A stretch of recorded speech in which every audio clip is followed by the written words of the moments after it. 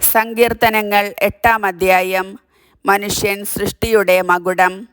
കർത്താവേ, ഞങ്ങളുടെ കർത്താവേ, ഭൂമിയിലെങ്ങും അവിടുത്തെ നാമം എത്ര മഹനീയം! അങ്ങയുടെ മഹത്വം ആകാശങ്ങൾക്കുമീതെ പ്രകീർത്തിക്കപ്പെടുന്നു.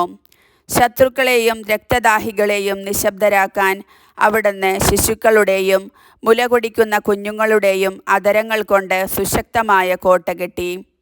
അങ്ങയുടെ വിരലുകൾ വാർത്തെടുത്ത വാനിടത്തെയും അവിടുന്ന് സ്ഥാപിച്ച ചന്ദ്രതാരങ്ങളെയും ഞാൻ കാണുന്നു.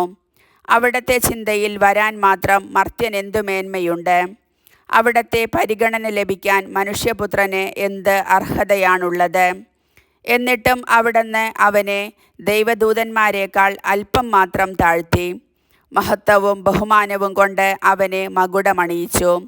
അങ്ങ് സ്വന്തം കരവേലകൾക്കുമേൽ അവന് ആധിപത്യം നൽകി.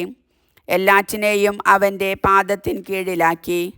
ആടുകളെയും കാളകളെയും വന്യമൃഗങ്ങളെയും ആകാശത്തിലെ പറവകളെയും സമുദ്രത്തിലെ മത്സ്യങ്ങളെയും കടലിൽ സഞ്ചരിക്കുന്ന സകലതിനെയും തന്നെ. കർത്താവേ, ഞങ്ങളുടെ കർത്താവേ, ഭൂമിയിലെങ്ങും അങ്ങയുടെ നാമം എത്ര മഹനീയം!